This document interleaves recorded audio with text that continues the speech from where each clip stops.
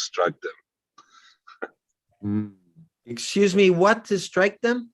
Thunder? The thunder, yeah, it's a thunderbolt to strike them. Radharani is saying she wants a thunderbolt to strike them. No, when Krishna wants another lady, and sometimes she talks about them in her presence. Sometimes he woos other women. It doesn't matter to her. She said, if his happiness make me feel unhappy, then my unhappiness is my happiness. Okay. You get that? That if whatever his actions are might make me unhappy, but if he's happy with it, then my unhappiness is my happiness. Okay, I'm just trying to. We have it in Shikshastaka, the last verse, Yeah. So I gotta go into the store. I got a few things to do. I was running, try to see if I could get to a spot where I can then listen to you, Prabhus. Okay.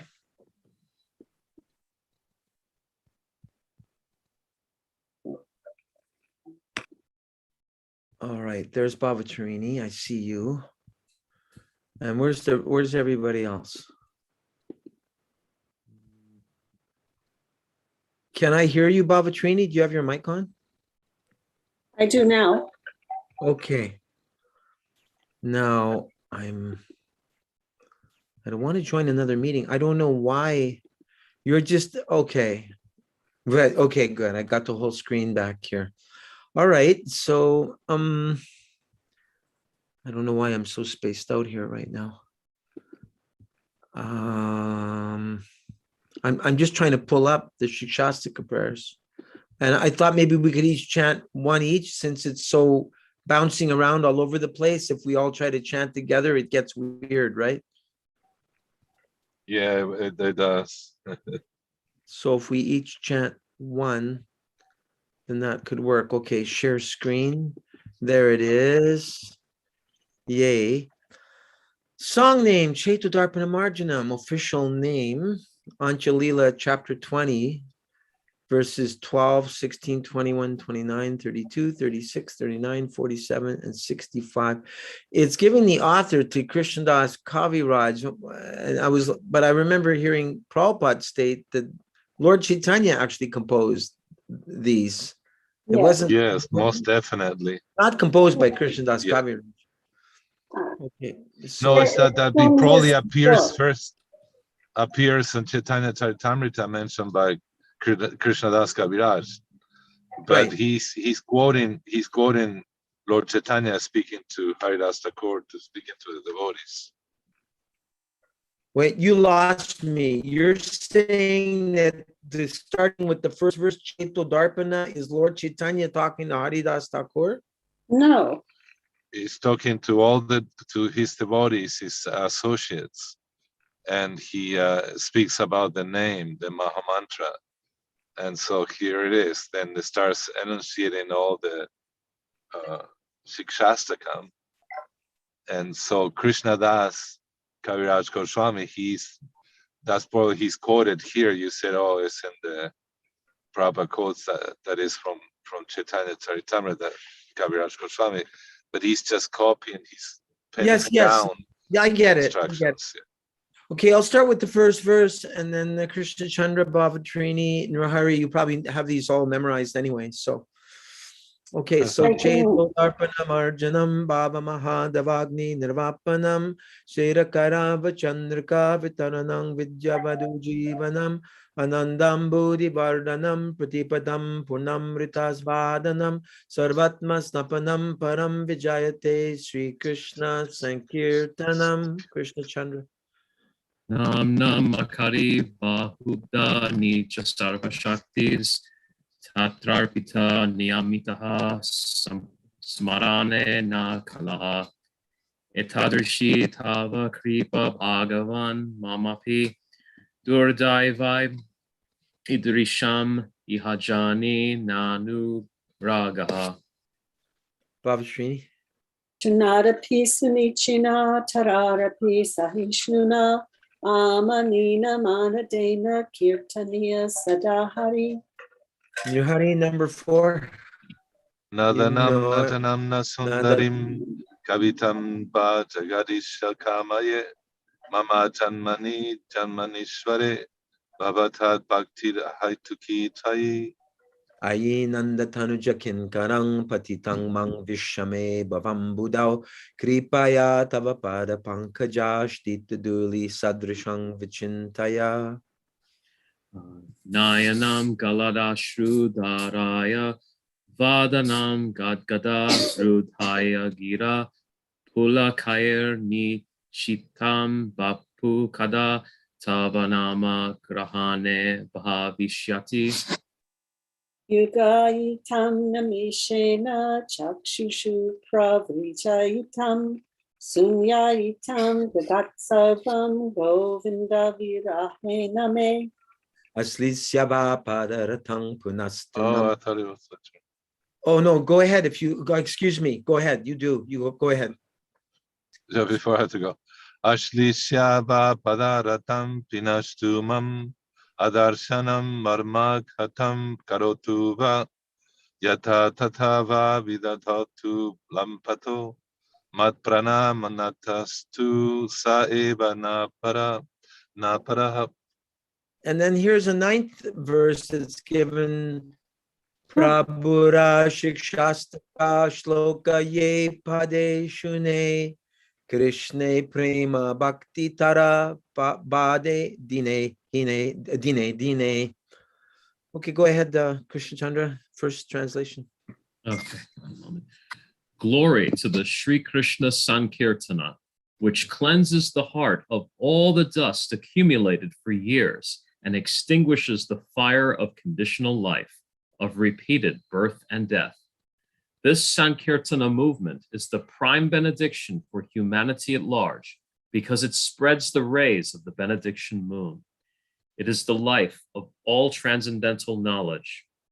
It increases the ocean of transcendental bliss, and it enables us to fully taste the nectar for which we are always anxious. Bhavatrini. Oh my Lord. O my Lord, your holy name alone can render all benediction to living beings, and thus you have hundreds and millions of names like Krishna and Govinda.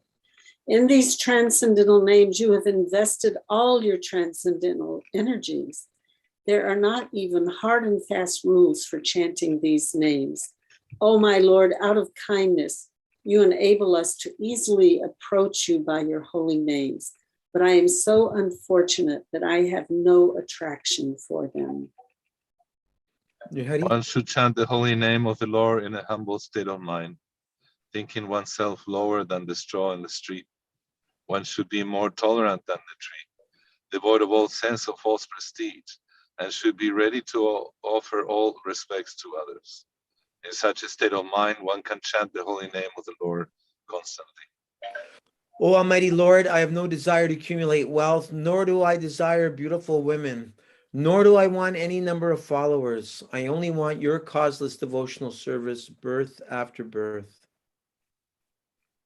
O son of Nanda, O son of Maharaj Nanda, Krishna, I am your eternal servitor. Yet somehow or other, I have fallen into the ocean of birth and death. Please pick me up from this ocean of death and place me as one of the atoms at your lotus feet. Baba.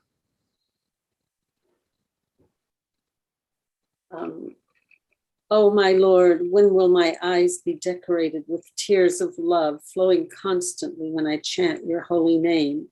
When will my voice choke up?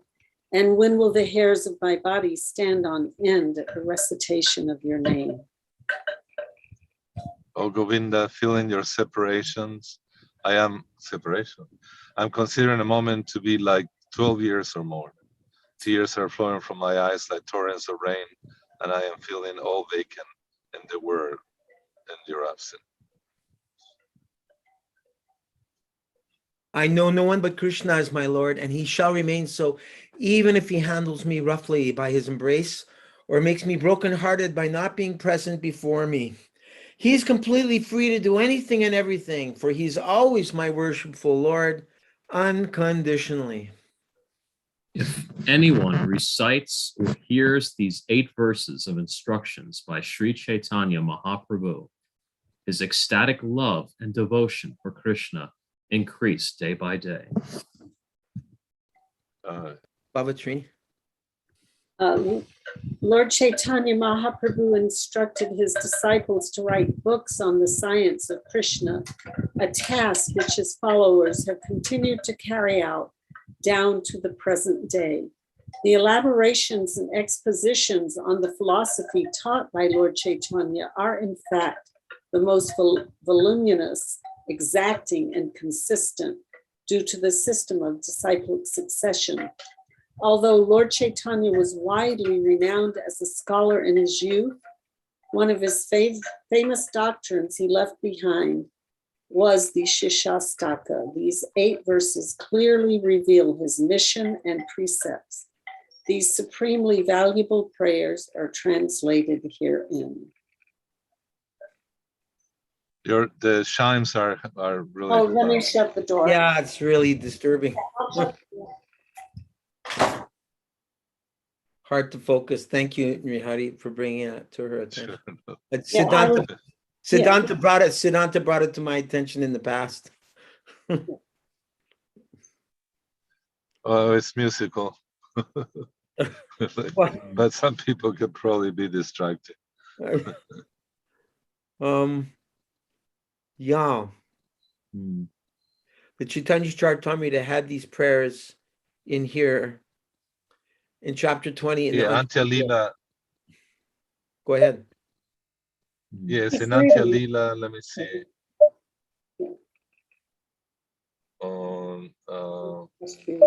The verses are shown in the official name field on this page. The gaps between verses are the purports by Lord Chaitanya Mahaprabhu. Verses 1 through 8 are the actual Shikshastakam verses in Sanskrit. The final verse is Bengali. So we probably read purport 1 a lot. Let's see what purport 2 is like. So he chants the first verse, and then Prabhupada says, Lord Chaitanya gave us 8 stanzas of his mission, what he wanted to do. I don't know when this was recorded. Does it say? No, it doesn't. Okay. They are explained in 8 stanzas, and they are known as Shikshastaka. Shiksha means instruction, and Ashtaka means 8. So in 8 stanzas, he has finished his instruction, and his next disciples, the 6 Goswamis, have explained them in volumes of books. So Lord Chaitanya says the subject is Param Vijayate Shri Krishna Sankirtanam. All glories to the chanting of Hare Krishna mantra or Krishna Sankirtan movement. All glories, all victory.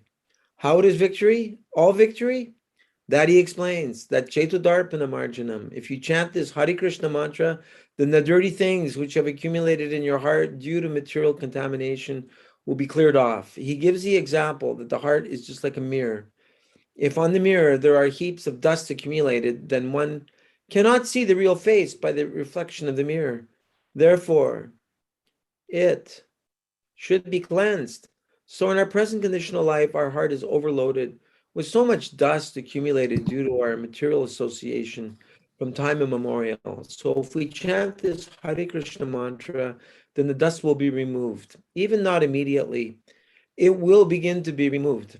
And as soon as the mirror of the heart is cleansed of all dust, immediately one can see the face, what he is. Did you want to continue, Krishna Chandra? Yes, one second.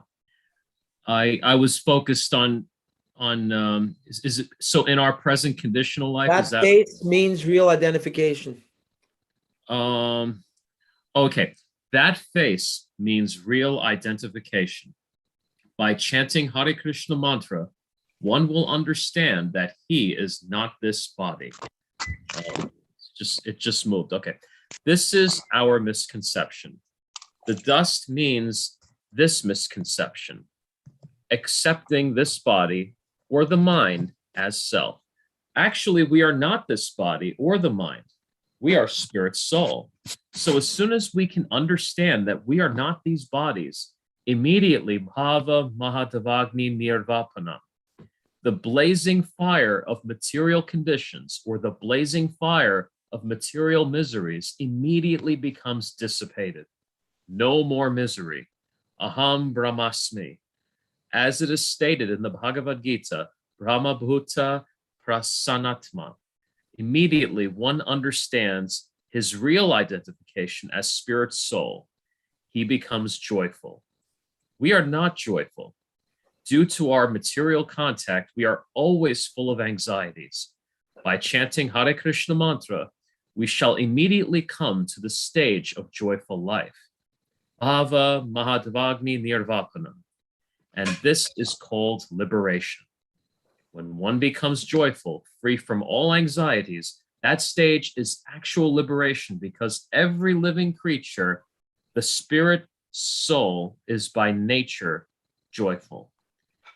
The whole struggle for existence is that he is searching after that joyful stage of life, but he is missing the point. Therefore, in every effort for joyful life, we are being defeated. This constant defeat can be overcome immediately by chanting this Hare Krishna mantra. This is the effect of this transcendental vibration. And after vibration, after being joyful, the material joys decreases. Whether joy you want to enjoy, that decreases.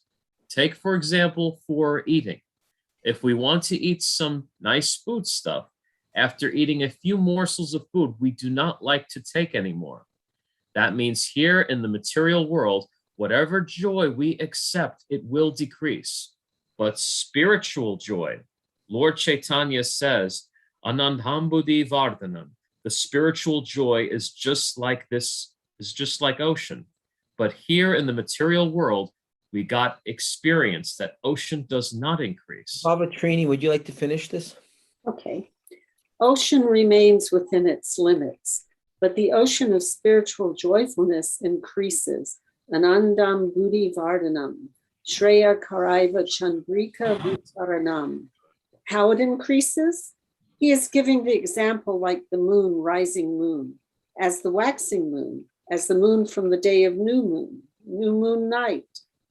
The first day is just like a small curved line, but second day, third day, it increases gradually, it increases. Similarly, the spiritual life, the spiritual joyful life increases like the moon rays day after day after day till it reaches the full moon night. Yes. So Cheto Darpanam Marjanam Baha Davagni Nirvapanam Shreya Karaiva Chandrika Vitaranam Vidya Vadu Jivanam. And the life then becomes full of knowledge, because spiritual life means eternal life, full of bliss and full of knowledge. So we increase our volumes of joy because proportionately we increase the volume of our knowledge. Shreya Karaiva Chandrika Vitaranam Vidya Vadu Jivanam Anandan Buddhi Vardhanam. It is just like an ocean, but still it increases. Anandam Buddhi Vardhanam Sarvatma Snapanam. It is so nice that once situated in this state of life, one thinks that I am fully satisfied. Sarvatma Snapanam. Just like if one takes bath dipping into the water, he feels refreshed immediately. Similarly, this spiritual life, increasing joys day after day, makes one feeling that he is fully satisfied. Prabhupada makes it so Prabhupada's the best marketing agent for the holy name. Haribo. Haribo, who's that? I'm driving. Oh, it's Rashangi, sounds like Rashangi. I'm driving. Yeah. I'm going for a walk, but I didn't want to miss out. Thank you very much for joining us. So are you able to see the screen, Rasangi? Yeah, but I'm driving, so I'm not going to read. Okay, forget it. Nurhari, did you finish driving or are you still driving? Yeah, I'm parked. Okay, did you want to start the chapter 32, the conclusion? We're on the last chapter. Conclusion. Yes, sure. One who is famous as Krishna conscious man enjoys eternal fame. In the material world, everyone is striving for three things. He wants his name to be perpetuated, he wants his fame to be broadcast all over the world, and he wants some profit from his material activities. But no one knows that all this material name, fame, and profit belong to the temporary material body, that as soon as the body is finished, all name, fame, and profit are finished also.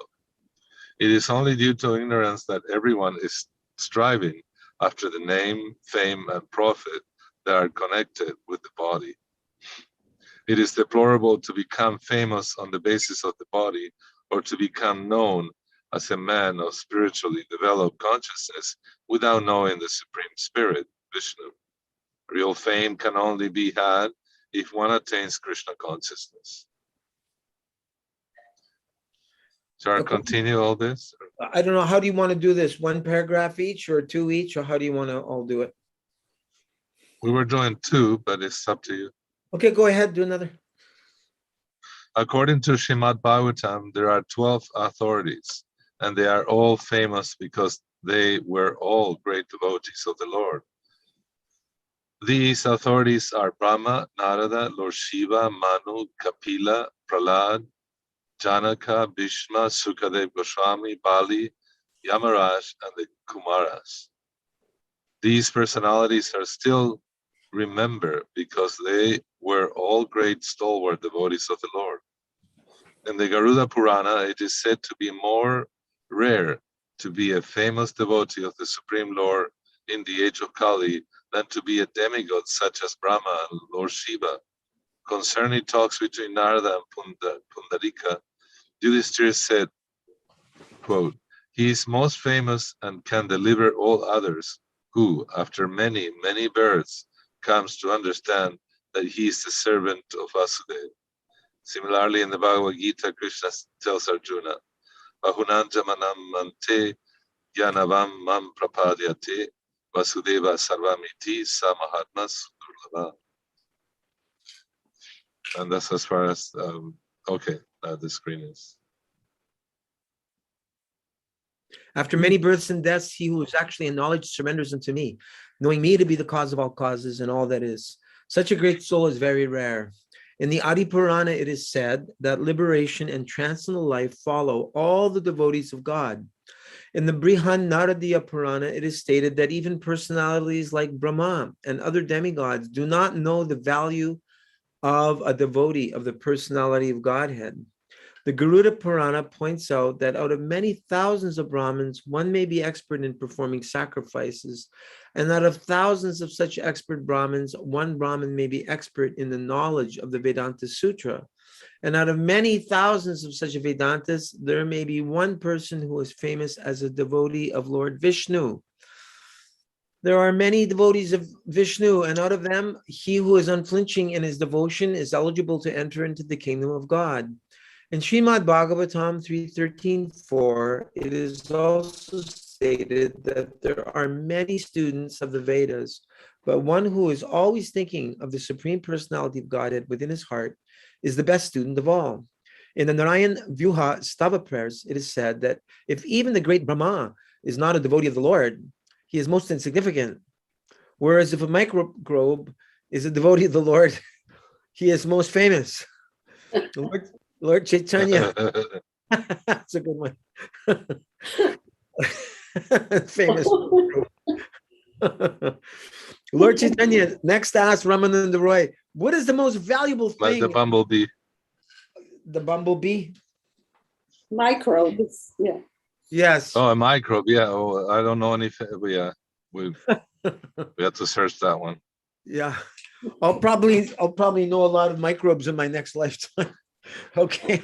What is the most We'll valuable? be together. If I can be a microbe in your stoolroom, I'll be doing well. Oh, What is the most valuable thing in the world? Lord Chaitanya asked Ramananda Roy. Ramananda Roy replied that he who has love for Radha Krishna possesses the most valuable jewel and the greatest riches. One who is addicted to material sense gratification or material wealth is not really considered to be wealthy. When one comes to the spiritual platform of Krishna consciousness, he can understand that there are no riches more valuable than love of Radha Krishna.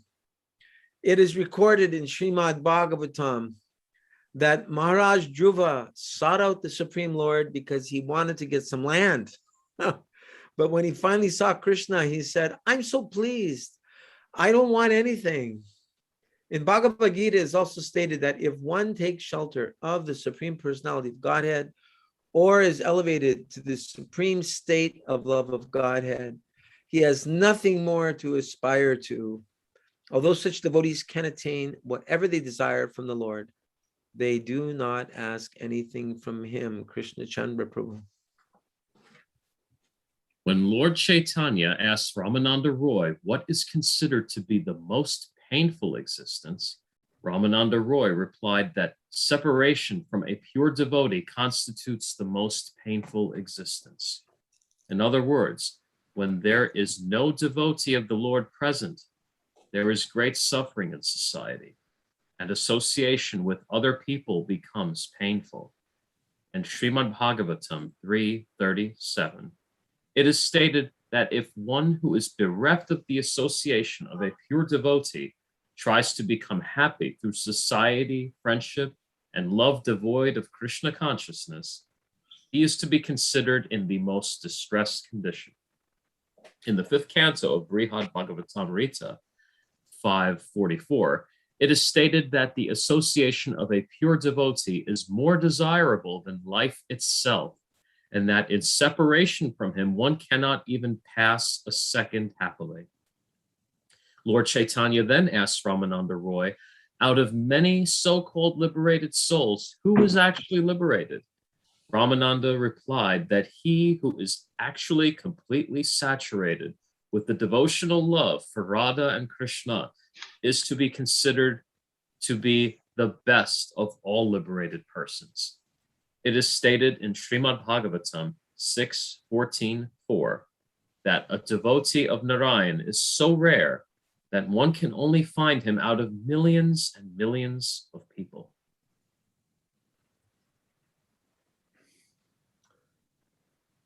Bhavatrini? And out of all songs, what song do you think is the best of all? Chaitanya Mahaprabhu asked. And Ramananda replied that any song which describes the pastimes of Radha and Krishna is the best song. In conditional life, the soul is captivated by sex. All fiction, dramas and novels and material songs describe love between men and women. Since people are so attracted to this kind of literature, Krishna appeared in this world and displayed his transcendental loving affairs with the gopis.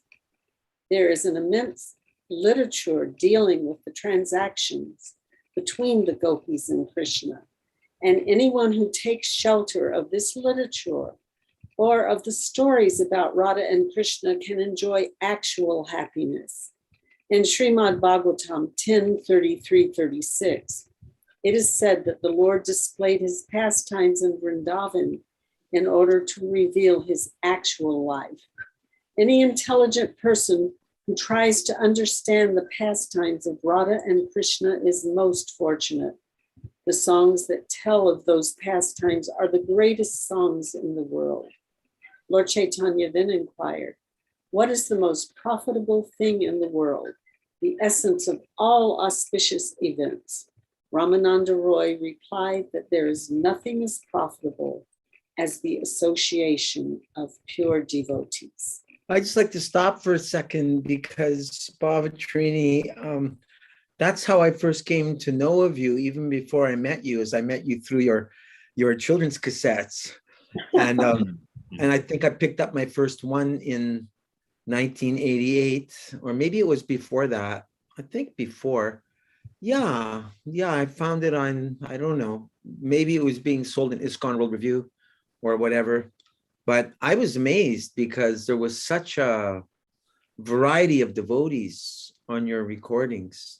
And so it must have been a lot of fun for you to take the themes of the 10th canto, the Krishna book, and were you running like a Gurukula or a children's school that you wrote a lot of the songs for them? No. I as you heard, I was in the traveling roadshow, and because I had children, it wasn't working. They weren't getting enough to eat, and it was a little difficult. So I moved into the Los Angeles temple community, and Vishnu John had left. You kept asking me if I saw him on the roadshow. He had established puppet shows right in Los Angeles. So one day, at first I was in a band every Sunday with Mahatma, and then oh really? What year are we talking about here? Approximately 72. Yeah. Was that So fun? anyway, Was that fun being in a band with Mahatma? yes, and Krishna Kanti and Jonathan and it's Donovier. Wow.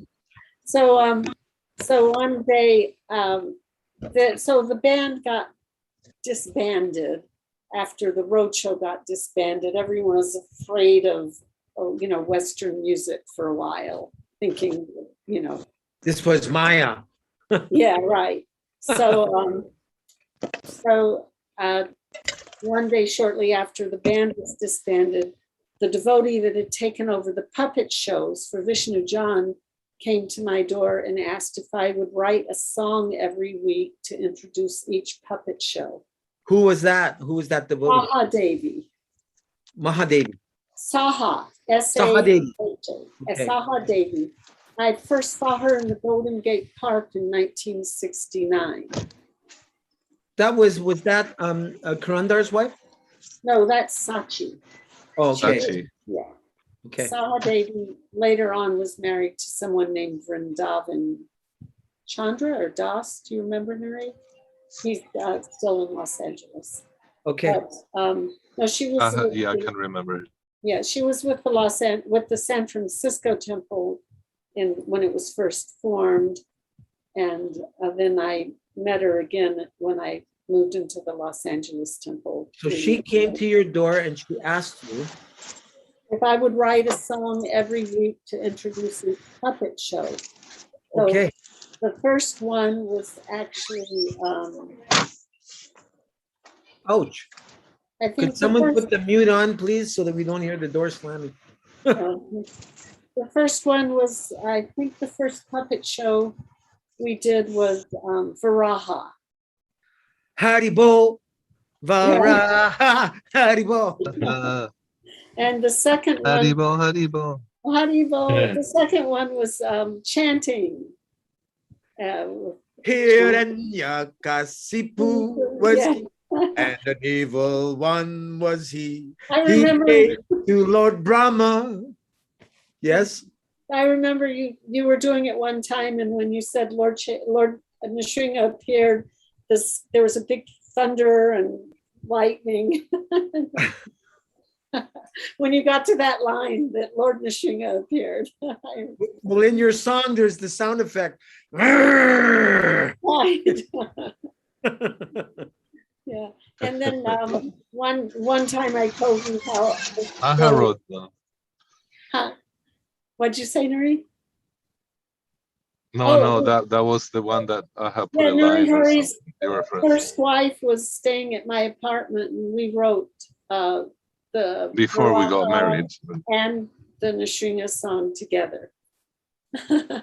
And then the Sudama song, they were going to have Srila Prabhupada attend the puppet show. I told you how, and Jivananda was playing guitar with me on that one, and he wrote 2 of the verses.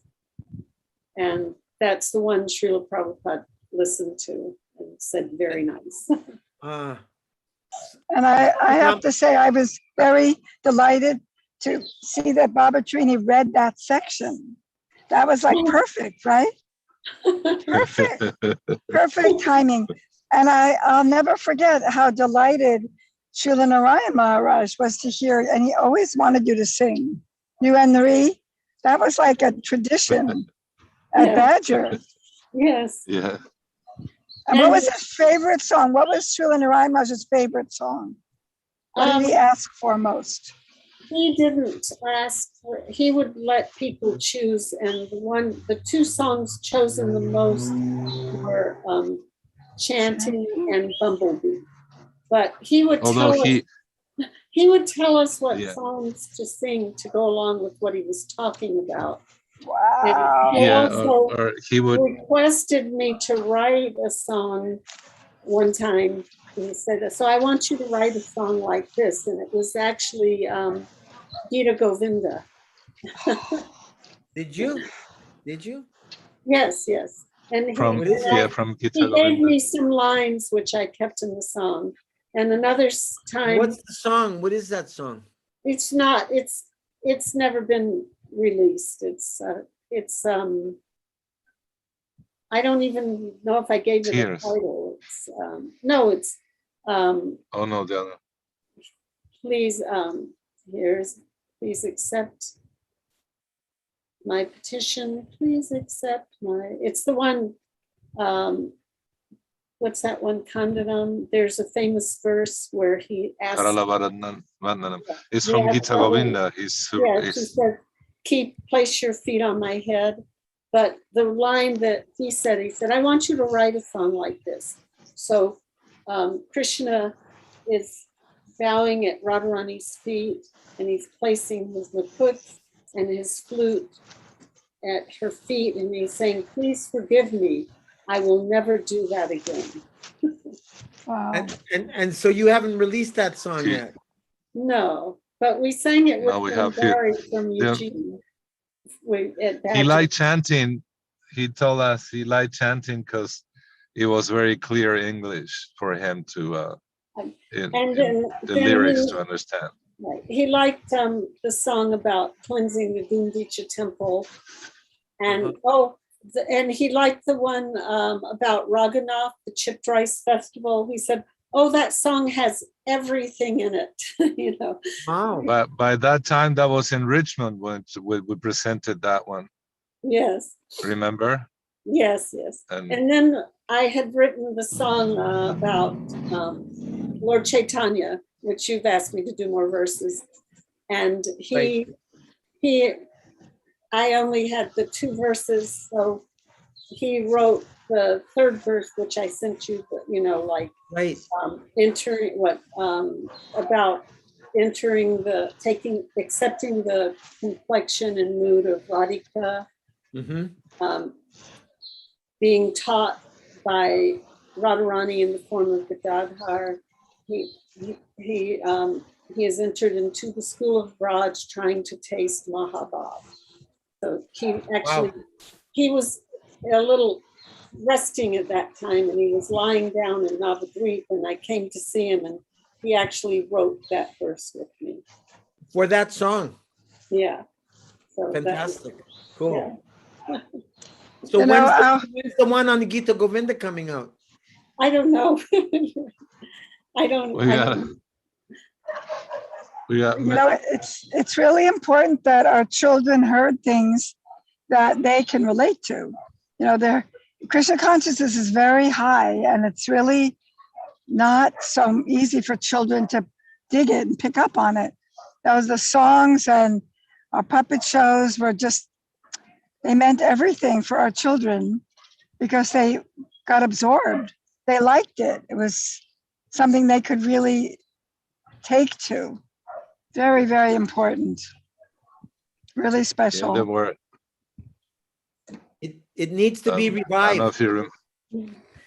Yeah, I did actually run a Gurukula in New York in that big high rise for about a year, but it was after the Gallison closed. We didn't have any curriculum. It was just, I took care of all the children at the temple there, about 20 children aged 9 months, 9 years old, from breakfast till after dinner. Ay, ay, ay. You're talking about West 55th Street now. Yes, yes. Okay. Shuddha Sindhu, Hare Krishna, welcome.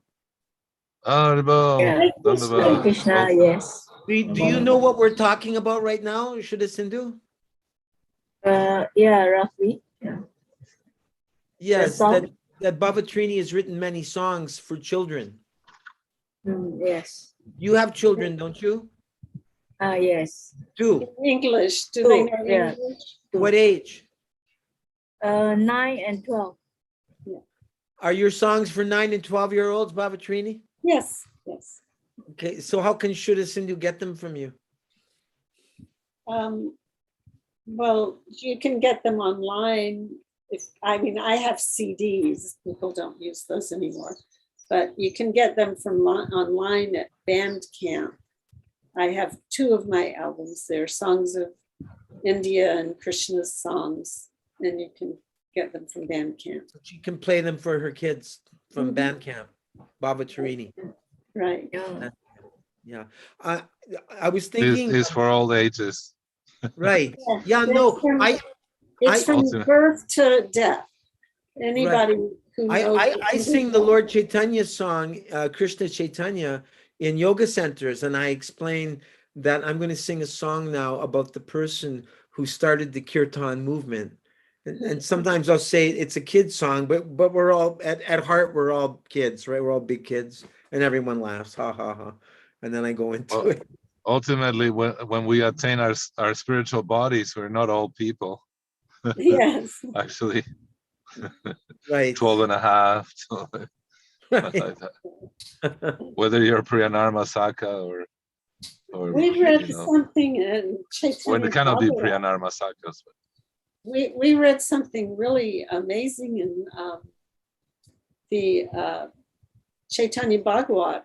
It said when Krishna and Balaram, they actually, sometimes they have the rasa dance together. And it says that they entered along with their cowherd boyfriends, they entered into the forest to meet with the gopis. Krishna and Balaram. And the cowherd boys.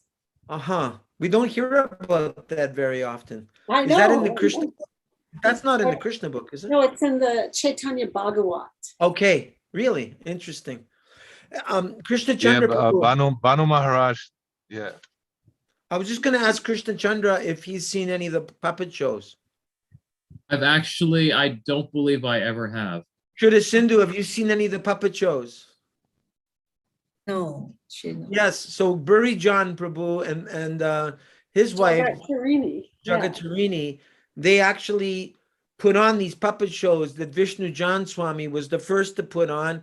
And Baba Trini, I believe Prabhupada liked these puppet shows, didn't he? Yes, he did. He did. He liked him very much. Do you know what a puppet show is, Shuddha Sindhu? Yes.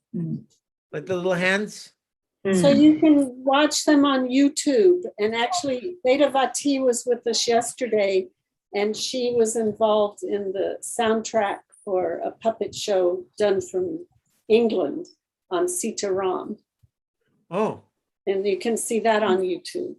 One time I just went to YouTube and looked up all the ISKCON Hare Krishna puppet shows, and there's maybe over 100.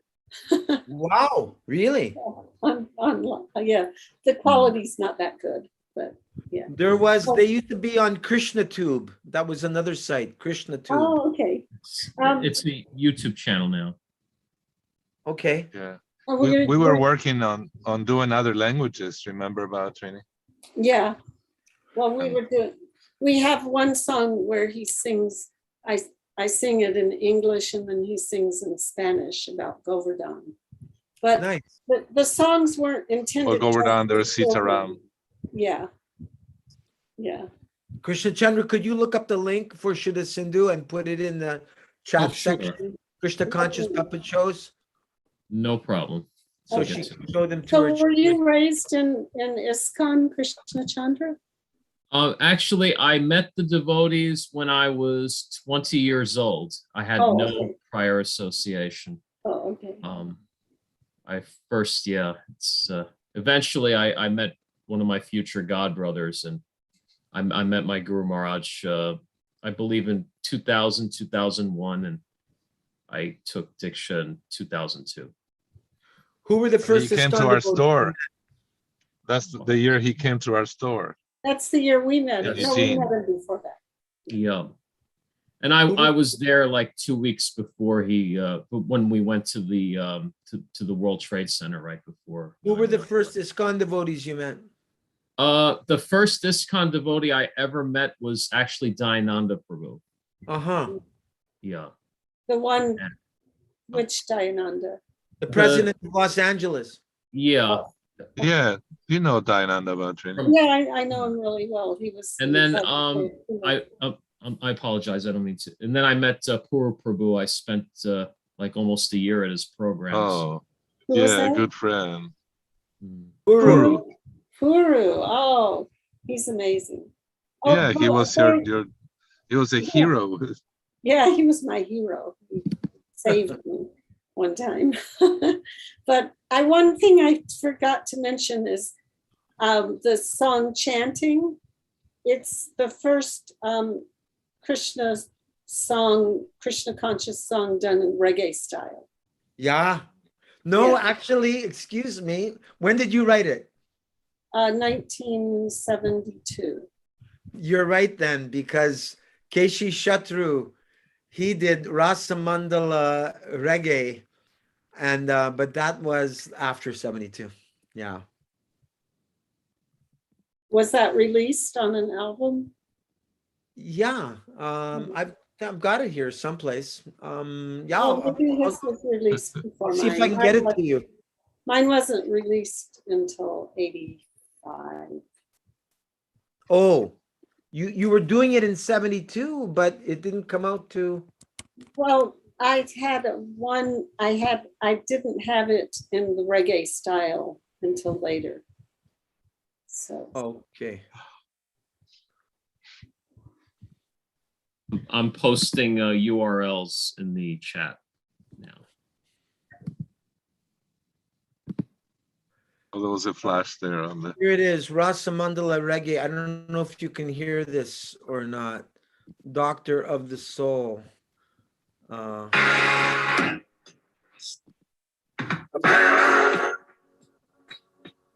Sounds like rock and roll. So that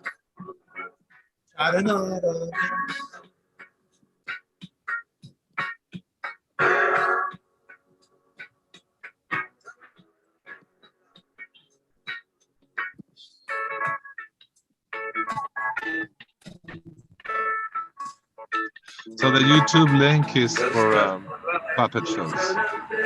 Can you hear it?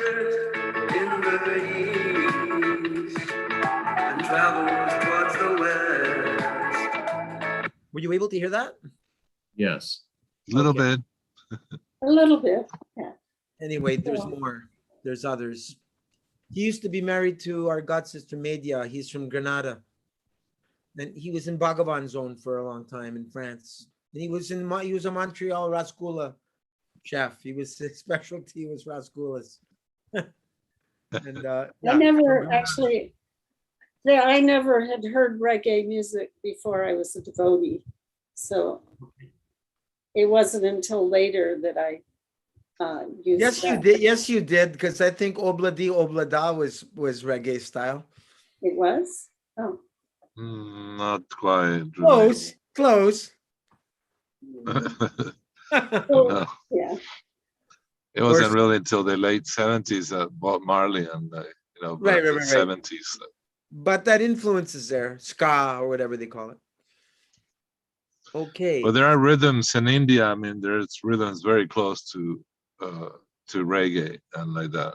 And there are songs Actually, that we did that they we was says, met- oh, this is rock and roll. I said, well, We there's, met, styles of rhythm. we met, what's his name? Bob Marley's children. I forget their names. they came to Ziggy, and they came here to Big Island. Yes. And they were saying that the word reggae comes from raga. Really? Yeah, Huh. Okay. Interesting. yeah.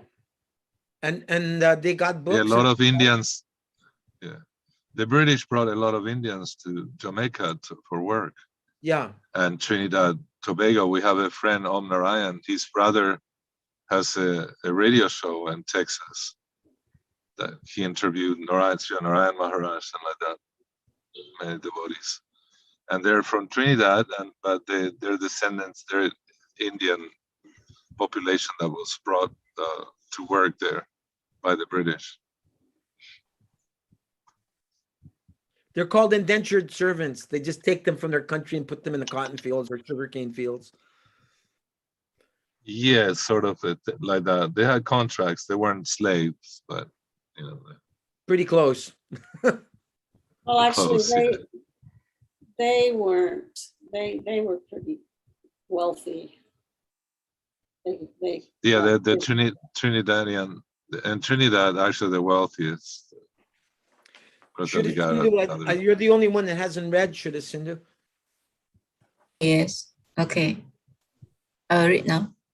Please. And yeah. And what do you recommend a person to think of? Lord Chaitanya asked. Ramananda replied that one should always think of the pastimes of Krishna. This is Krishna consciousness. Krishna has multiple activities and they are described in many Vedic scriptures. One should always think of those pastimes. That is the best meditation and the highest ecstasy. In Srimad Bhagavatam 2.236, Sukadev Goswami confirms that one should always think of the Supreme Personality of Godhead. Not only think of him, but one should also hear and chant his name, fame and glories. And what is the best type of meditation? Lord Chaitanya inquired. He who always meditates on the lotus feet of Radha and Krishna is the best meditator. Ramananda Roy answered, this is also confirmed in Srimad Bhagavatam 1.2.14. It is the Supreme Personality of Godhead alone who is the master of all devotees, whose name one should always chant and who should always be meditated upon and worshipped regularly. Where should a person live, giving up all other pleasures? Lord Chaitanya next inquired. Ramananda replied that one should give up all other pleasures and should live in Vrindavana, where Lord Krishna had so many pastimes. In Srimad Bhagavatam 10:47-61, Uddhava says that it is best to live in Vrindavana even if one has to live as a plant or creeper. It was in Vrindavana that the Supreme Lord lived, and it was there that the gopis worshipped the Supreme Lord, the ultimate goal of all Vedic knowledge. Nrihari, are you able to read? Nrihari? Yes, yes, I'm here. Where What is the best the subject? pastimes of Radha and Krishna. And what is the best subject to hear of? What is the best subject to hear of? Chaitanya Mahaprabhu next asked. The pastimes of Radha and Krishna, Ramananda replied. Actually, when the pastimes of Radha and Krishna are heard from the right source, one at once attains liberation. Unfortunately, it sometimes happens that people do not hear of these pastimes from a person who is a realized soul. Thus, people are sometimes misguided. It is stated in Srimad Bhagavatam 10:33-39 that one who hears of the pastimes of Krishna with the gopis will attain the highest platform of devotional service and will be freed from the material lust which overwhelms everyone's heart in the material world. In other words, by hearing the pastimes of Radha and Krishna, one can get rid of all material lust. If one does not become freed from material lust in this way, then he should not indulge in hearing of the pastimes of Radha and Krishna.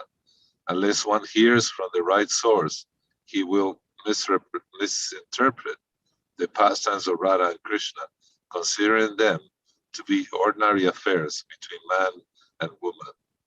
In this way, one may be misguided. These are like important points. You want to Very elaborate? often misunderstood. I Well, never it's just heard that, you know, that many before. devotees. I never heard, he said that if one has lust, then you should hear the pastimes. But I never heard the disclaimer that if that doesn't work, then you shouldn't listen to them. Yeah, me too. Yeah, Yeah, it's the first time I noticed this thing too. yeah.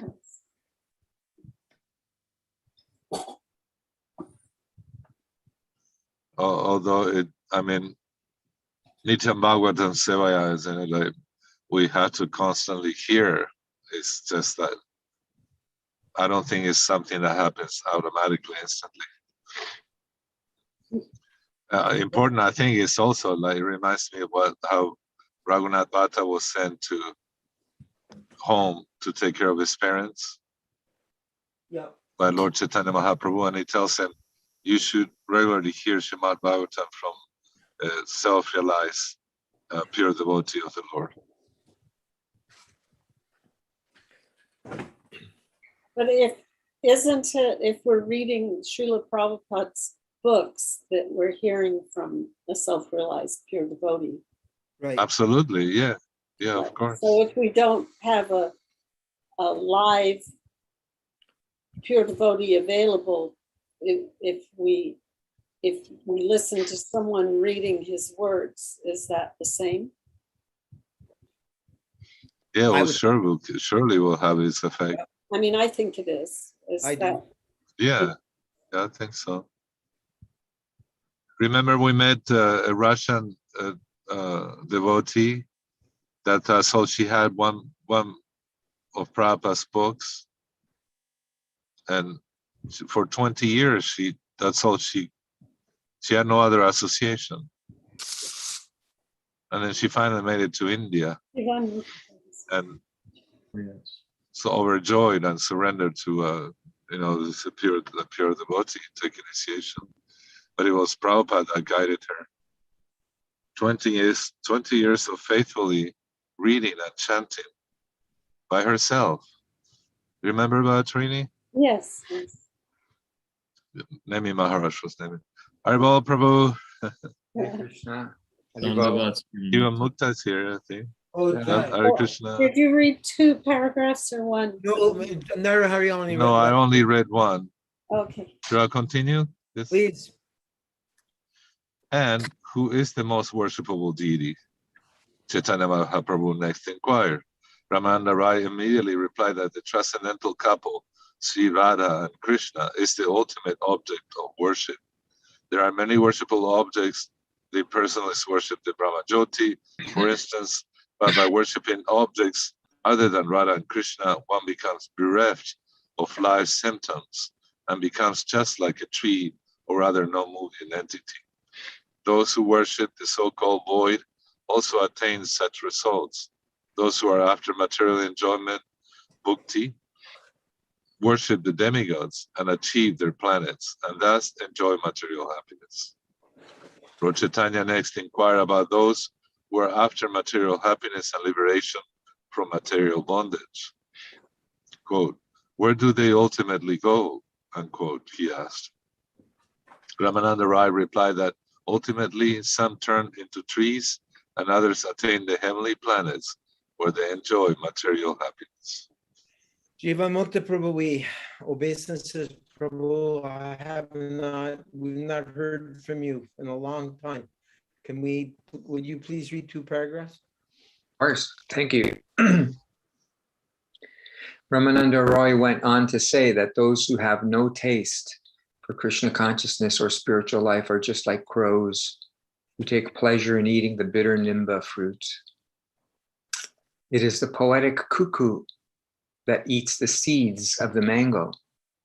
The unfortunate transcendentalists simply speculate on dry philosophy, whereas the transcendentalists who are in love with Radha and Krishna enjoy fruit just like the cuckoo.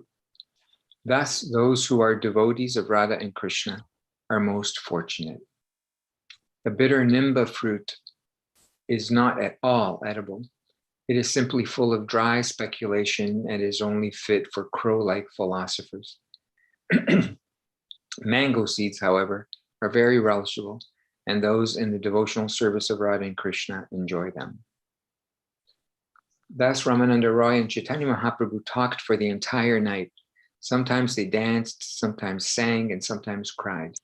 After passing the night in this way, at dawn, Ramananda Roy returned to his place. The next evening, he returned to see Chaitanya Mahaprabhu. After discussing Krishna for some time, Ramananda Roy fell at the feet of the Lord and said, "My dear Lord, you are so kind to me that you have told me about the science of Krishna and Radharani and their loving affairs, the affairs of the rasa dance and their pastimes. I never thought that I should be able to speak on this subject matter. You have taught me as you formally taught the Vedas to Brahma." Rasangi, are you able to read now?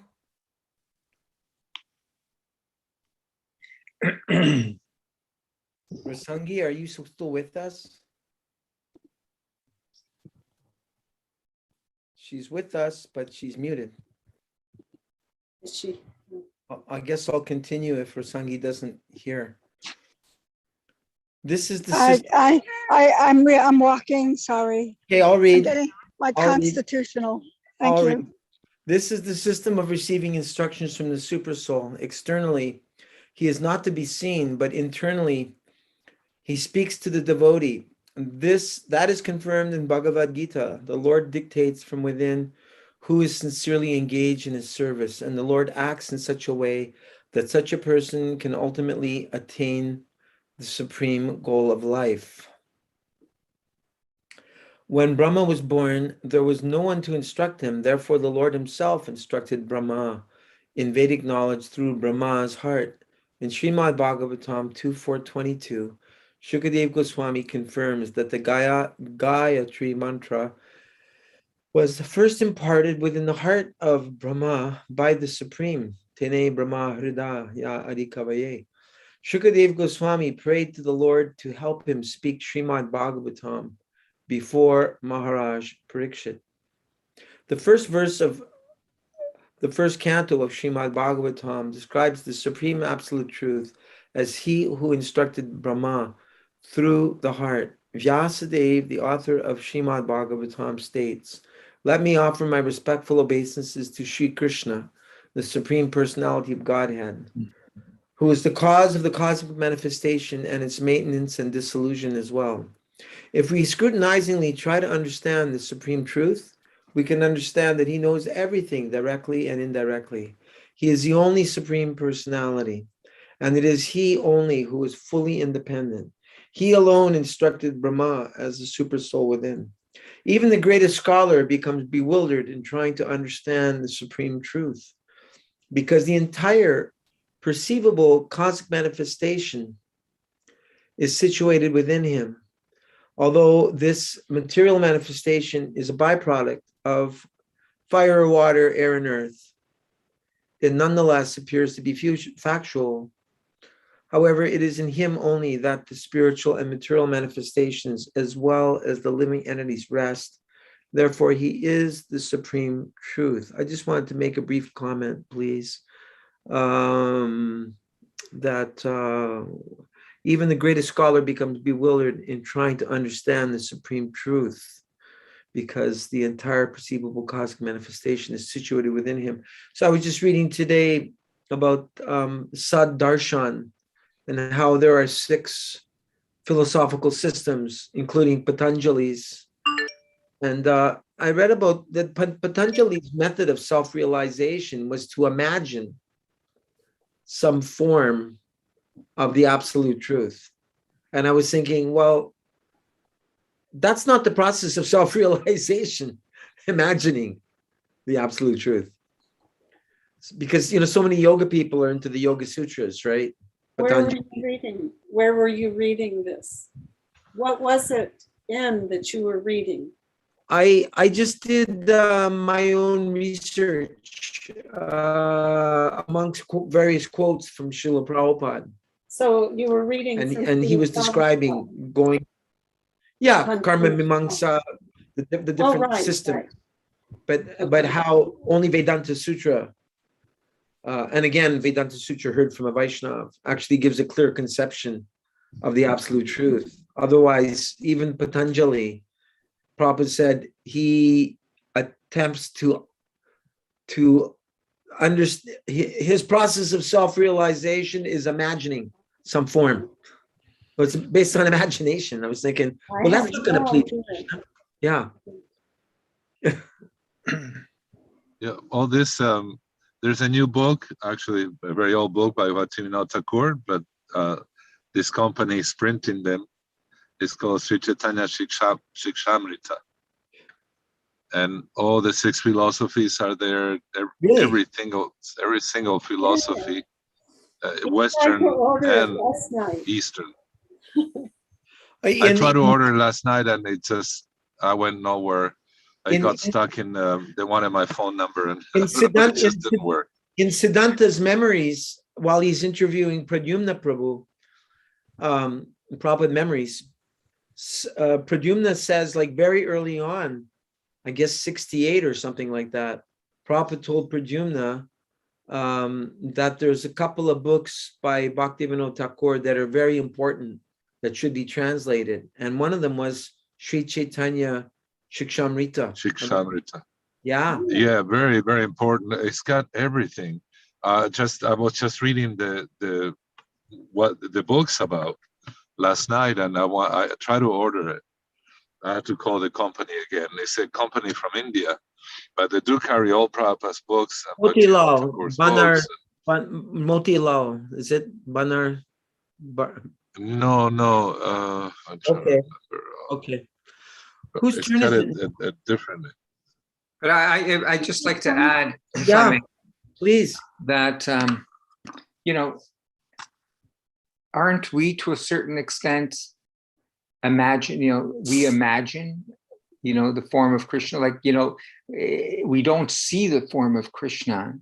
I'm speaking for myself. I don't see the form of Krishna, but when I've read enough to have faith that this is Krishna, and so in my mind, I try to think of Krishna.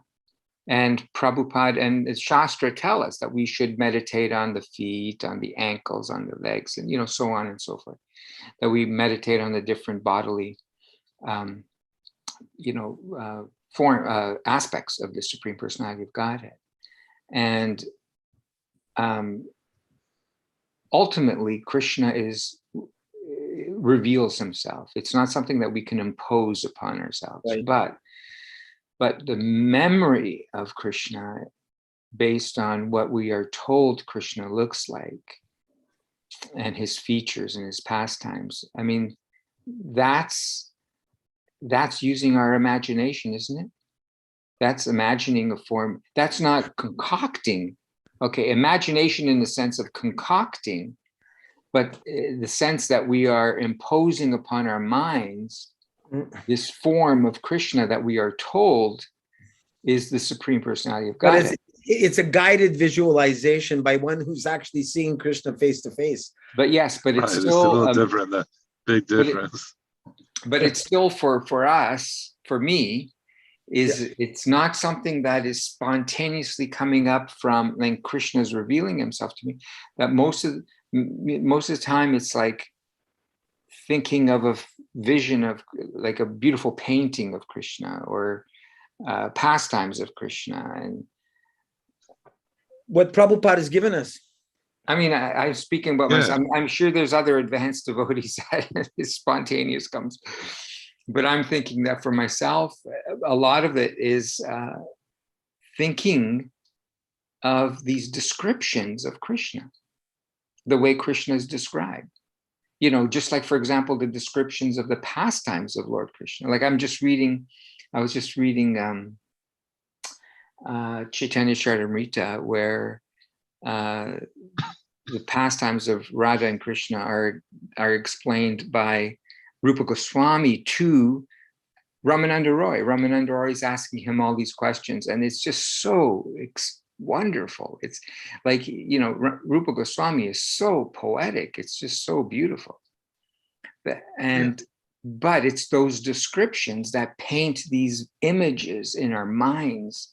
And those images are Krishna, because there's no difference between Krishna and and his pastimes and the images of and the explanations of his, person, of his body and characteristics.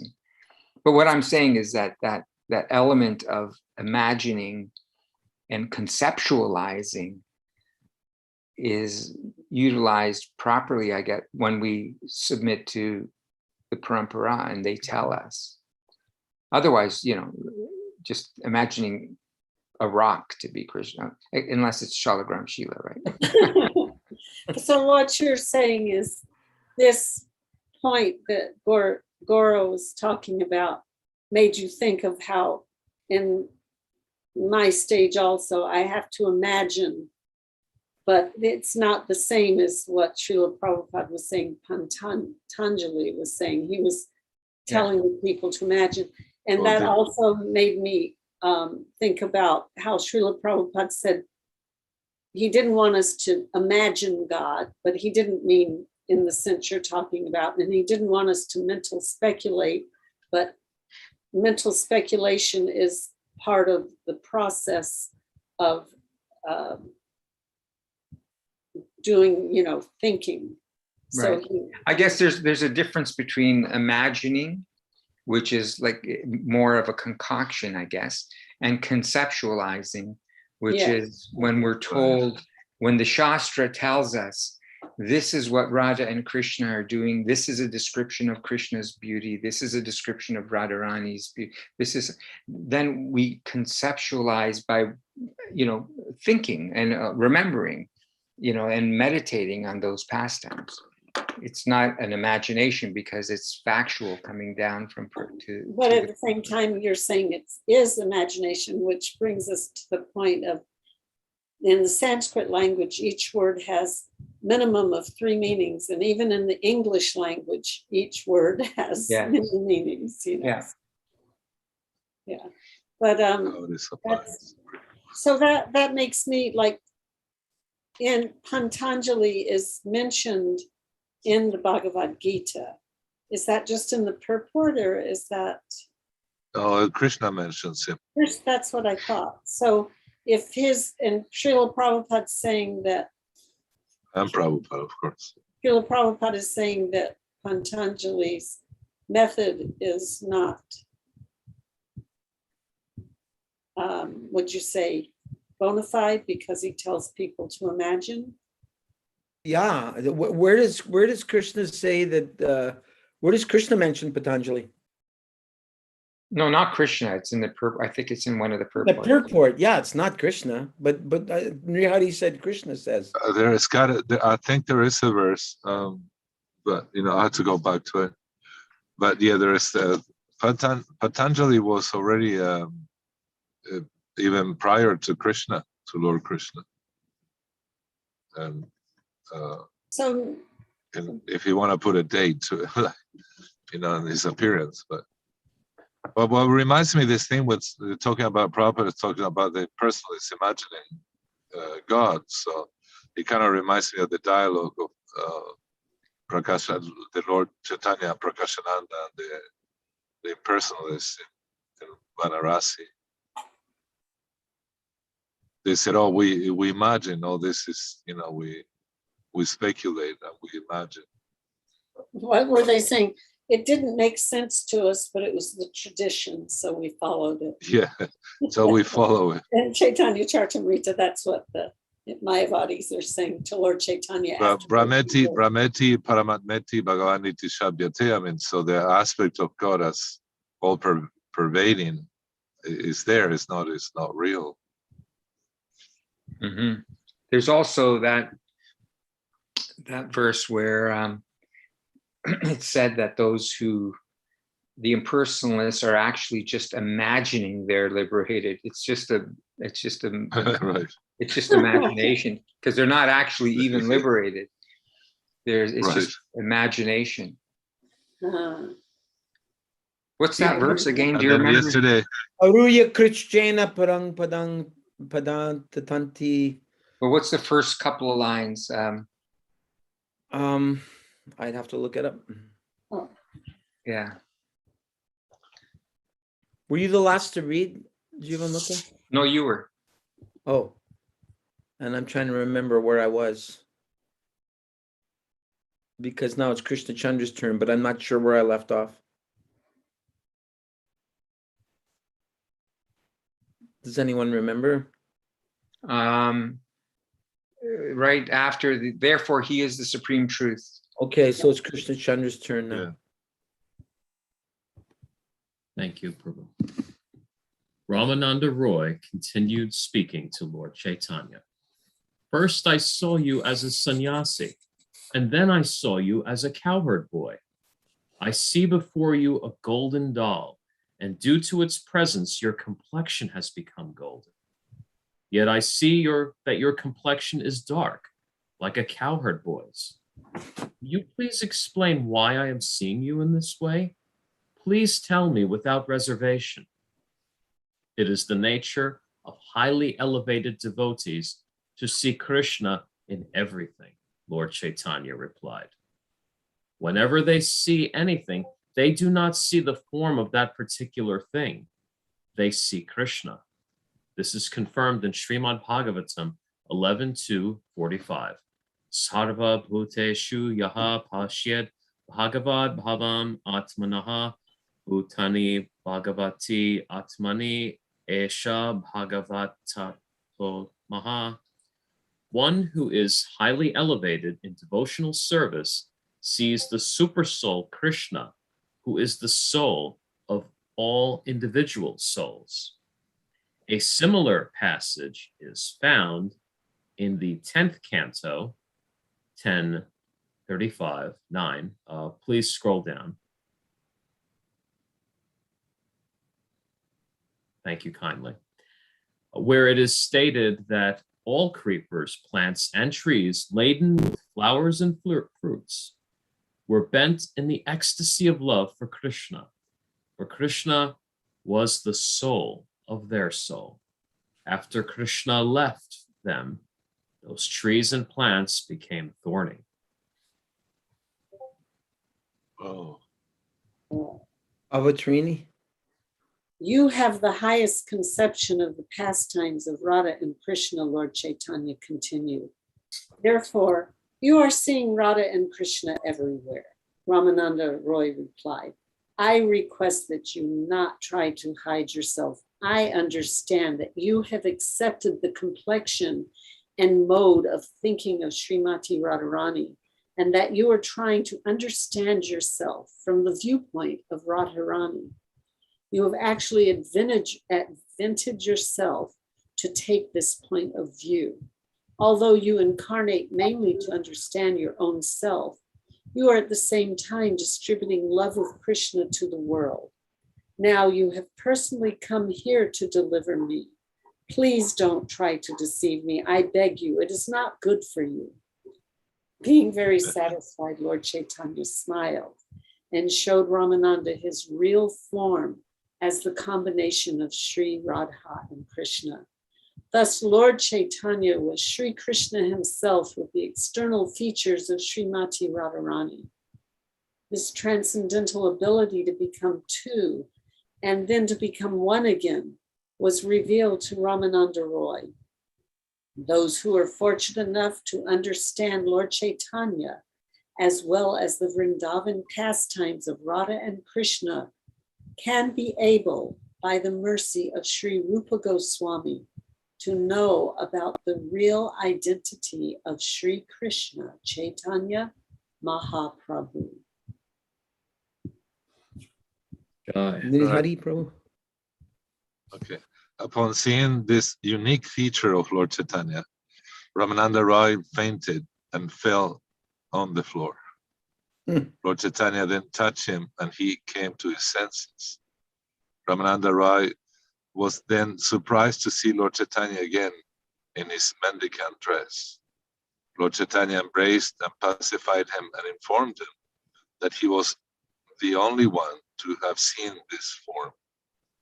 Quote, because you have understood the purpose of my incarnation, you are privileged to have seen this particular feature of my personality, unquote, the Lord said. My dear Ramananda, I am not a different person with a fair complexion known as Gora Purusha. I am this self-same Krishna, the son of Maharaj Nanda, and due to contact with the body of Srimati Radharani, I have now assumed this form. Srimati Radharani does not touch anyone but Krishna. Therefore, she has influenced me with her complexion, mind, and words. In this way, I am just trying to understand the transcendental flavor of her relationship with Krishna. Should I continue, or that was two, or what? Two? I don't know if you read one or two.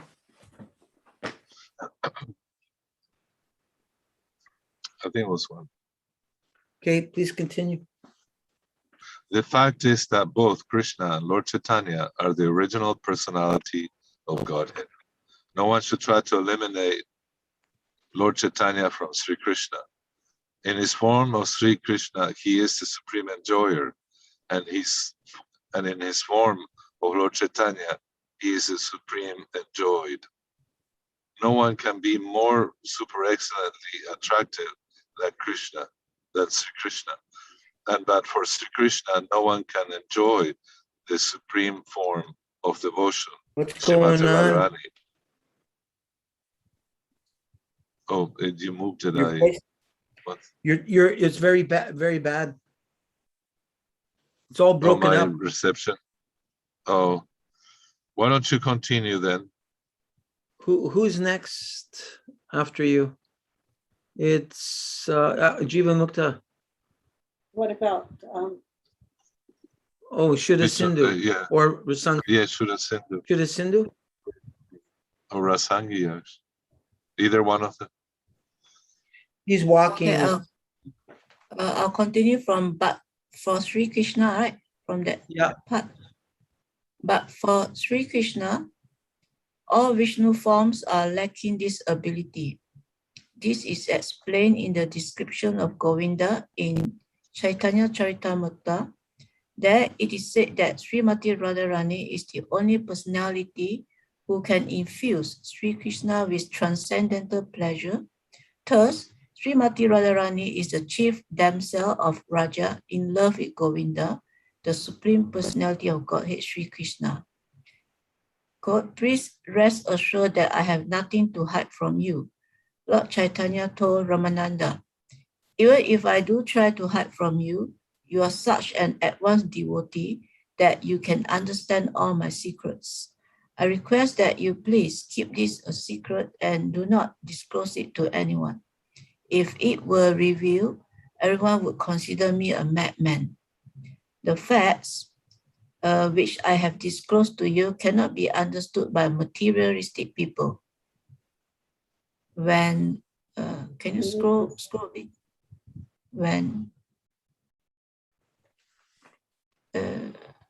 When they hear of this, they will simply laugh at me. You can understand this yourself and keep it to yourself. From a materialistic point of view, a devotee becomes mad in his ecstasy of love for Krishna. Both you and I are just like madmen. So please don't disclose these facts to ordinary men. If you do, they will surely laugh at me. I'm wondering why the Lord is concerned about whether people laugh at him or not.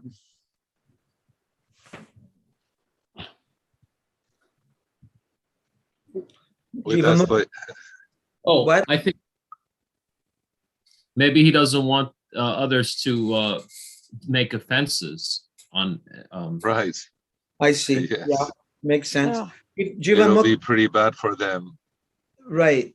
Jiva Mukta, would you like to end the night by reading the last two?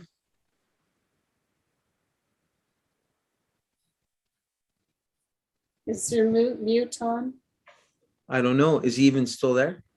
Yeah, I'm here. Sorry about that. Okay. I forgot. Lord Chaitanya then passed 10 nights with Ramananda Roy. enjoyed his company, and discussed the pastimes of Krishna and Radha. The discussions between them were on the highest level of love for Krishna. Some of these talks are described, but most of them could not be described. In Chaitanya Charitamrita, this has been compared to metallurgical examination. The metals compared are discussed in the following sequence. First copper, then bronze, then silver, gold, and at last touchstone. The primary discussions between Lord Chaitanya and Ramananda. Preliminary.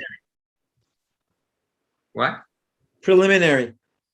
Oh, the preliminary discussions between Lord Chaitanya and Ramananda Roy are considered to be like copper, and the higher discussions are considered to be like gold.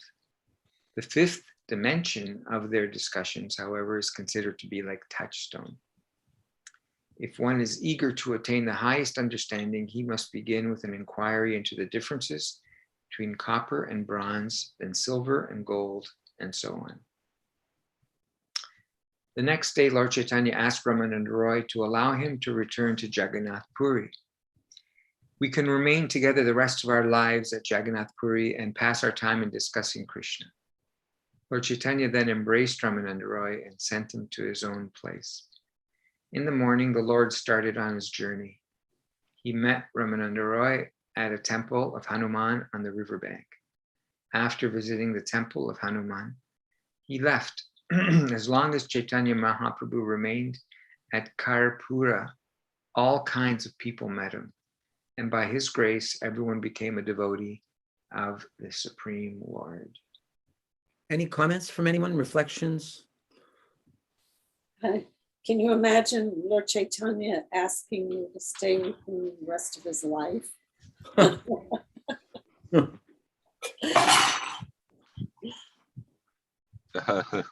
That's wonderful. Oh, One thought that came to me is, sorry, did anyone else want to say something? No, it reminded me that, and it ties up with imagination. Vrindavan, our oldest son, took initiation from Satsarup, and then Satsarup Maharaj wrote a note saying that actually I'm not guru, I'm not qualified, and please, I release you from any obligation. And so Vrindavan is a seeker and very erudite and quite a devotee of Nityananda Prabhu. Anyhow, he took initiation from Srila Bhaktisundar Govinda Maharaj, from Saraswati Mat, disciple of who was appointed by Bhakti Rakshar Dev Goswami Maharaj. yes, And he Harinam from Prabhupada. He has Harinam from Prabhupada 10 and his Diksha from Govinda Maharaj. So he was telling one time, he said, I imagine myself in battle Kurukshetra and like that. And Bhaktisundar Govinda Maharaj said, well, and that one it's a little difficult because you can commit offense, but it's probably better, the easy one, to imagine yourself innocent, Lord Chaitanya's pastimes. It's easier if what? On that one. He said it will be better for you to Vrindavan, our son. He told him, Govinda Maharaj. He said it will be probably better. It's not as easy to commit offense, Nitai Gauranga, they're very, very merciful, especially Nityananda Prabhu. So he said it will be better for you to imagine yourself in their pastimes. So like Bhagavatam will say, imagine, Lord Chaitanya inviting you to stay forever with him. No, but it would be amazing. I think that the verse that Jivan Mukta was looking for earlier, correct me if I'm wrong, it's Yenye Ravindaksha Vimukta Maninas. Vimukta, and that's the term. Vimukta Manina. Vimukta Manina is just like the Vimukta. The Mukta is only in your head. Right. It says falsely considering themselves free from the bondage of material contamination. Yes. Oh. Yeah.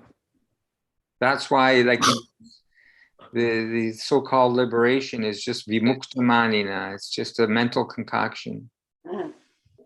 Right. Manina is from the mind. Regarding Jagannath Puri, for many, many years, I've often thought, I've had the fortune to go there maybe twice, maybe 3 times, but 2 times at least. And whenever I've been there, especially going into the Gambhira, and you're looking at this little, like cell almost, thinking that Lord Chaitanya was in there scraping himself against the walls and going through the walls. And I was thinking, wow, this is like the topmost. And I was thinking how important it would be to have a temple there. I mean, of course, the temple's already there, but I'm just saying Prabhupada made sure there were temples in Vrindavan, in Mayapur. And he even said he was not happy with the pandas that they would not allow the ISKCON devotees to go in because we don't have the right skin color. So Prabhupada said, we will build a temple beside their temple. The Jagannath temple will have a big resounding kirtan, and Lord Jagannath will walk out of their temple and he'll walk into ours. So I've often thought it would be a great crowning achievement for Srila Prabhupada if we had something substantial there. Last time I went, they had like this little restaurant and just a very, very small kind of facility.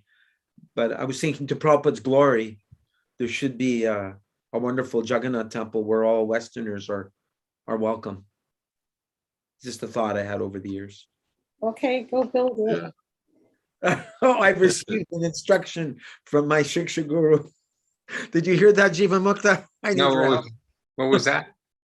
She's told me to go and build a temple for Prabhupada in Jagannath Puri. I'm not That's right. your guru. Do it. But I'm calling upon you for help. Don't wait. Don't wait. Just do it yourself. Prabhupada said, preaching is not my man's work. But like Gaurav, you were saying about these pastimes, they're so high or so but we were told that Srinarayan Maharaj pointed out the fact that we worship Lord Chaitanya when we have Nitai Gaur on the altar is Gaur Sundar in Navadvip. We don't have a worship of shaved head Chaitanya Sannyas with the symptoms. So we were wondering what, and Maharaj was mentioned that he experiences Madhurya in Navadvip, that we hear there's no difference between Navadvip and Vrindavan. Although parts now Vrindavan is in a way in a covered way in Jagannath Puri. So I was just thinking like that. I was like saying, it's interesting, isn't it? Right. He explained to us that the highest form of Lord Chaitanya is when he's Nimai. And he's Really? Yes. No, Nimai, that's Gauranga. He said Gauranga. And the one that after in the Nimai, when he streets comes of- back from Gaya and inaugurates the chanting He didn't of the say holy that. name. He didn't say that. He said the highest, did say the Gauranga. sweetest. Bhavatrini, you say according to your understanding, please. Well, I asked a question. What is the I highest was there. form and pastime for worshiping Lord Chaitanya? And he said the highest is when he was just in Navadvip and he was just walking through the streets of Navadvip with Gadadhar, just like young boys holding hands walking through the streets. At that time, he was experiencing the Mahabhav. And later on, it was very simple. Later on in Jagannath Puri, he was exhibiting all kinds of symptoms of ecstasy. Those are opulences. And so Yeah, Navadvip is Madhurya, it's sweetness. Really? Yeah. Interesting. he called him Gauranga. He called him Gauranga. It's Gaurasundar. That's So, Gauranga.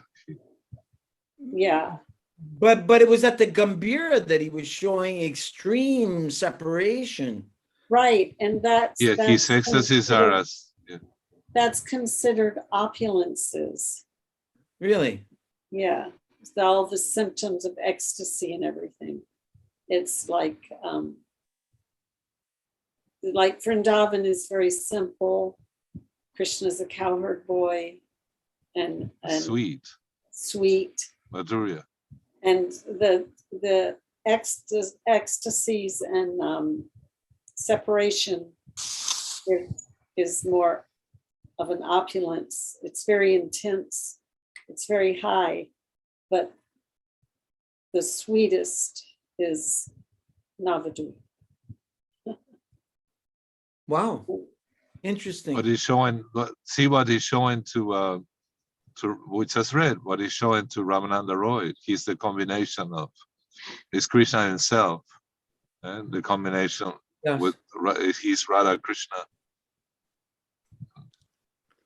The other ones, I mean, like, they're pretty heavy. I mean, if you read, I mean, he's always, I mean, when he leaves the place, there's three locks, locked doors and high walls, and somehow or other he makes it to the gate, the northern part of the Shingadwar. And twice, you know, one time he's all elongated and not looking very, if people in general would see that, they try not to believe them, but they're like, maybe ghastly at times, you know. There's like, it describes that from each pore the blood and perspiration was oozing. Not everybody could see that one, like, and or all his limbs are shrunk in the body. Yeah, like a turtle. Looks like a doll. Right. Or the Very good. fisherman that when he's taken out of Right. the water, I was just hearing that pastime now. Fisherman said, he said, I caught a dead body. And somehow I touch it. When I tell, don't touch it, don't come near it, because the ghosts enter my body, and now I can stop chanting. He's like, so both things enter, prem and fear. He's afraid, you know. He's thinking. So Sarup Damodar said, he said, I'm gonna have to find somebody to get rid of the An ghosts. He said, exorcist. Sarup I Damodar will find an exorcist, Sarup Damodar. Yeah. an exorcist, yeah.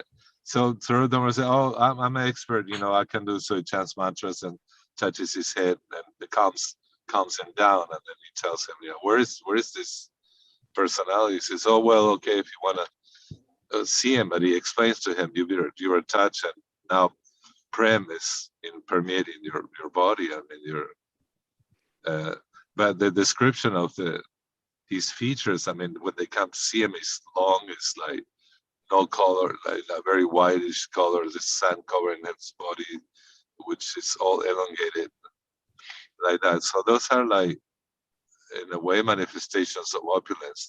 They're You off the can't say, charts. oh, that's so Off the sweet. charts. It's kind of hard to relate that to It's so- Madhurya. Yeah, it's off the charts. I mean, like, you And can't say that, also- oh, that's very sweet, Madhurya, you know, it's like, you know, it's like, wow, you know, people are seeing the teeth are chattering, and he's goo guy, he can't even say things. You know, Jaga, gaga, jaga, gaga, jaga, gaga. Right. yeah, And the Lord Chaitanya came to give Madhurya praying Right. to everyone. So the other example why it's compared to Dwarka rather than Vrindavan is in Vrindavan. You're saying Puri being compared to Dwarka. Yeah. Yes. Yeah, Yes. why Jagannath Puri is compared to Dwarka. Yes. In Dwarka, Krishna has, what is it, 16,108 wives. Each one has a palace. Yeah. Each one has 10 children. You know, they have so many elephants and this and that and the other. And They Krishna, have 10 sons and 1 daughter.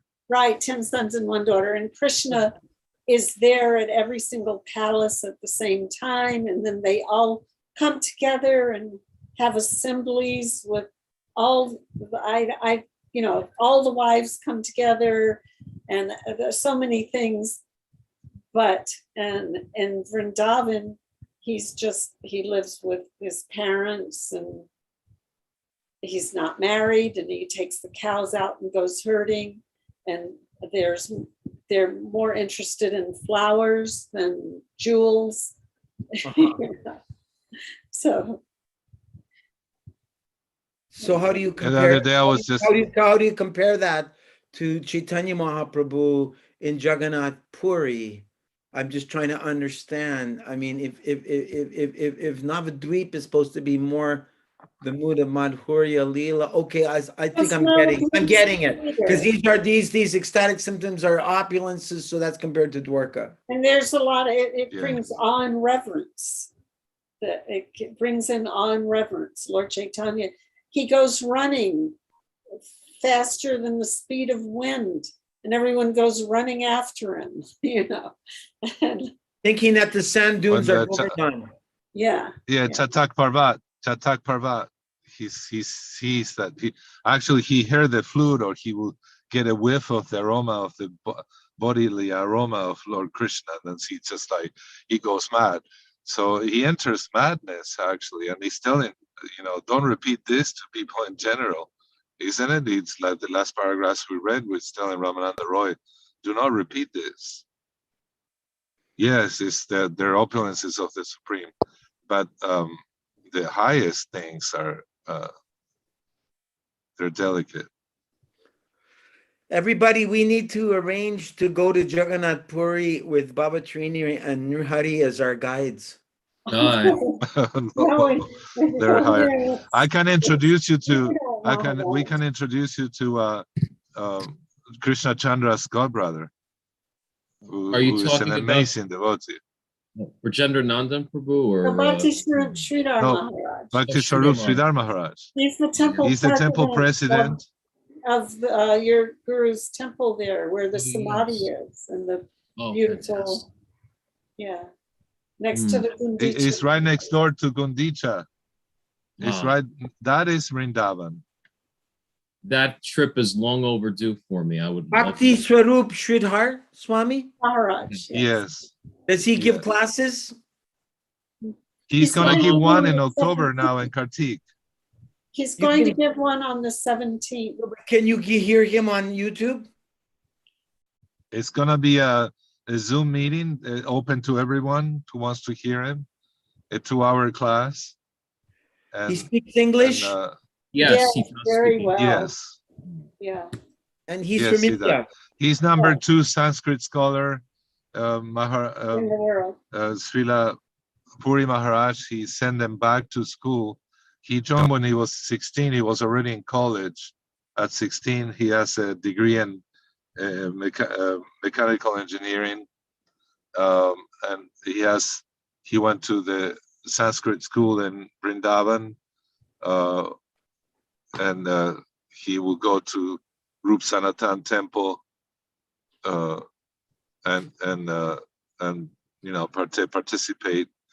And so he knew Sri Narayan Maharaj for a long time.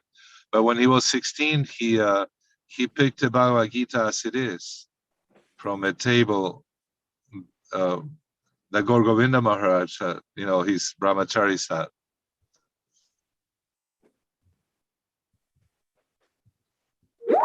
Yes. I haven't So, seen him in 6 years. He was in New York 6 years ago. I'd love to see him again. Yeah, he was right. Yeah, and he was coming to the West for 14 years. Actually, he kind of was preaching Went or to talking Mexico. to. Yeah, I was just about to say. Anyhow, and Italy too, because Puri Maharaj had a big congregation in Italy. Yes. Just send me a link from him if you don't mind, Hari Prabhu. Yes, I'll actually in my messenger, one of the Italian devotees actually sent me the Zoom number and code to enter for the date. And the date is actually the disappearance of 3 great personalities: Raghunath Bhatta Goswami, Raghunath Das Goswami, and Krishna Das Kaviraj Goswami. on that date, he's gonna give the lecture. Okay, He please send actually me has one. many lectures on YouTube. Yeah, just send me one, Krishna. Yeah, I just like to hear him. Yep. He could speak in one verse for like 41 days. Wow. I'm just saying that because we brought him to twice, we sponsored his tour to the West. And in the last one, he came and stayed with us here in Hawaii at the house. He considers a tirtha because Narayan Maharaj and stay there. But he gave us class on the Bhagavatam, the 5 chapters called Rasa Panchadhyayi. And on the first verse, the opening of the just about to begin, the rasa dance that's about to begin.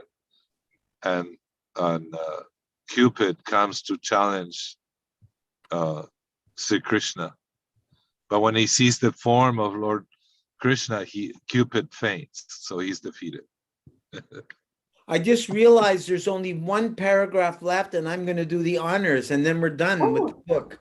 After Lord Chaitanya's It's departure, late now.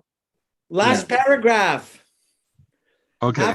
After Lord Chaitanya's departure, Ramananda Roy became overwhelmed due to his separation from the Lord, and he immediately decided to retire from service and meet the Lord again at Jagannath Puri. The discussions between Ramananda Roy and Lord Chaitanya deal with the most concentrated form of devotional service. By hearing these discussions, one can understand the pastimes of Sri Radha and Krishna, as well as the confidential role played by Lord Chaitanya. If one is actually fortunate enough to have faith in these discussions, he can enter into the transcendental association of Radha and Krishna. Wow. Isn't it amazing? Yeah. The benedictions that Prabhupada gives us, and it's actually through, these great characters. And Lord Chaitanya, in Chaitanya Charitamrita too, how the blessings of Kaviraj Goswami. If one hears with faith and devotion and love these pastimes, then one receives the benediction of attaining the lotus feet of Lord Chaitanya or the service of Sri Radha Krishna. Yeah, as far as Jai, I've been trying to get on the road on book distribution, and I wasn't sure I'd be able to have access to Wi-Fi. But since my hand froze up and I lost sensation in my fingers, I'm kind of prolonging.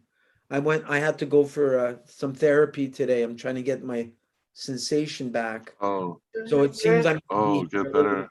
I'll be here a little longer. We started on the Nectar of Instruction before we started the teachings of Lord Chaitanya. But because it was Gaur Purnima coming up, then we dropped the, so to speak, Nectar of Instruction and went full steam ahead on teachings of Lord Chaitanya. So if you like, we could go back and finish up the Nectar of Instruction. Yeah, that would be great. Next So month. it's an ocean of nectar everywhere. Yeah, and I'd like to humbly suggest this. I was doing this last time. Is after reading each verse, I'd look at Srila Bhakti Rakshak Sridhar Maharaj's comments on the Nectar of Instruction, and they're really fabulous as well. It's awesome. How wonderful.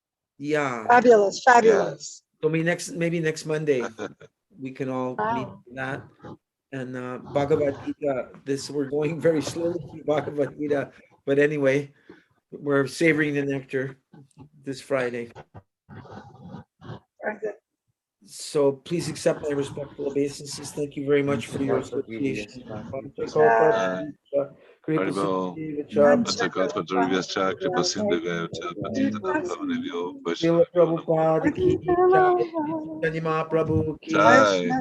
All glories to assembled devotees. Haribol. Haribol. Haribol. Haribol. Haribol.